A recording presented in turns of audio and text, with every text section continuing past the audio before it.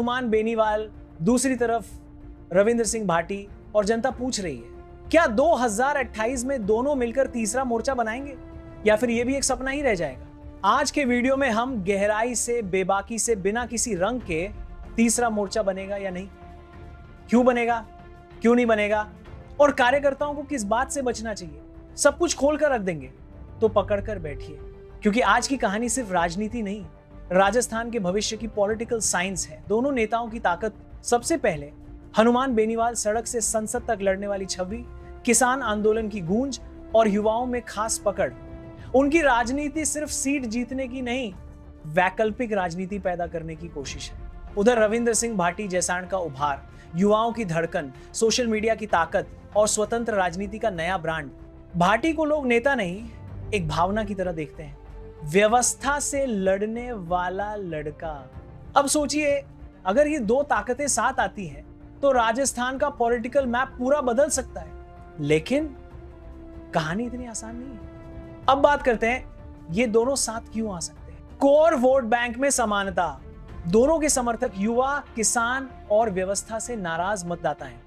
राजस्थान में तीसरे विकल्प की भूख दो बड़े दलों से ऊब चुकी जनता बार बार पूछती है, कौन नया, कौन अलग, कौन कड़क।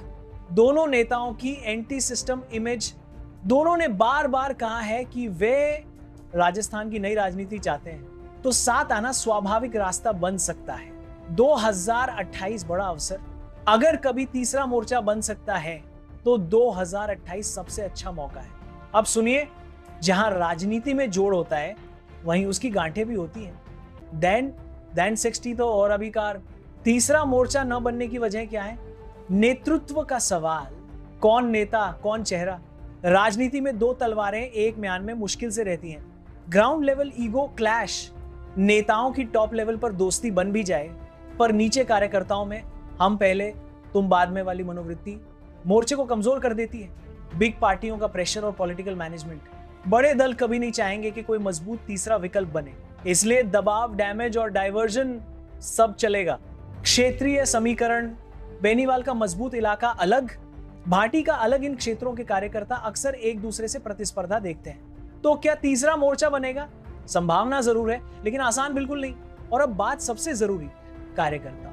अगर सच में तीसरा मोर्चा बनना है या कोई भी सकारात्मक राजनीति करनी है तो पहली जिम्मेदारी नेताओं की नहीं, कार्यकर्ताओं की है। मैं स्पष्ट कहूं, अनर्गल हरकतें, गाली गलौज, एक दूसरे को नीचा दिखाना, यह सब राजनीति नहीं, राजनीति की बर्बादी है। नेताओं का कद कार्यकर्ताओं की भाषा से तय होता है। अगर वे ही लड़ेंगे, आपस में घिसेंगे, तो तीसरा मोर्चा तो दूर, मौजूदा ताकत भी कमजोर हो जाएंगी। कार्यकर्ता अपने नेता की ताकत बढ़ा सकते हैं और चाहे तो उन्हें जनता की नजर में छोटा भी कर सकते हैं। इसलिए ध्यान रखिए, राजनीति मतभेद की जगह है, शत्रुता की नहीं। राजस्थान आज उस मोड़ पर खड़ा है जहां युवा राजनीति सिर्फ नारों से नहीं, काम और विकल्पों से तय करना चाहता है। अगर बेनीवाल और भाटी साथ आते हैं तो 2028 का चुनाव रोमांचक हो जाएगा। अगर नहीं आते तो इसका कारण सिर्फ राजनीतिक अंतर नहीं, हम कार्यकर्ताओं की अपरिपक्वता भी होगी।